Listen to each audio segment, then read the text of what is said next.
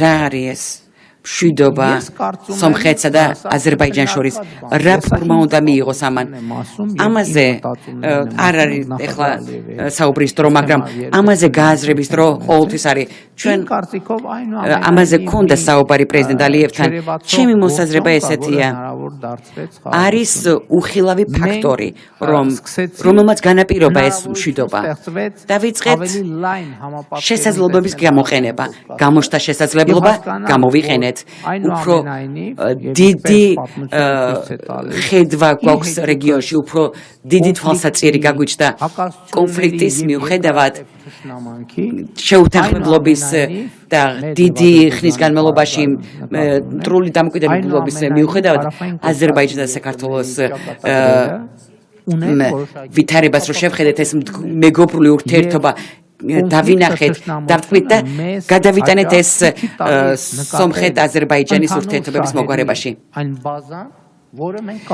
და დავინახეთ ეს შესაძლებლობა. ვაღიარეთ ეს ინტერესი, აი ეს პოზიტიური ინტერესი. ეს იმას ნიშნავს, რომ ისტორია არ გამქრალა. შეუძლებელია ისტორია გაქრეს. ის უნდა გავიაზროთ და დასკვნები გავაკეთოთ. დღევანდელობა გვასწავლის რომ ჩვენ უფრო მეტი დავინახეთ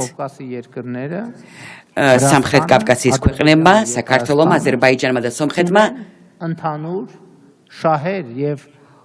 საერთო ინტერესების საფუძველზე უნდა იმოქმედოს სამომავლოდ და არსებობს იმის ალბათობა, რომ ეს საერთო მნიშვნელობის ინტერესები გადამწყვეტი იყოს. მე არ გადავდივარ და არ ვშორდები თქვენ კითხვას დაკავშირებადობა ტრანსპორტი, რა თქმა უნდა, მნიშვნელოვანი საკითხებია, მაგრამ აი ამ რაკურსით მინდა დაგანახოთ ეს რეალობა. ჩვენ მიმაჩნია რომ შევძლებთ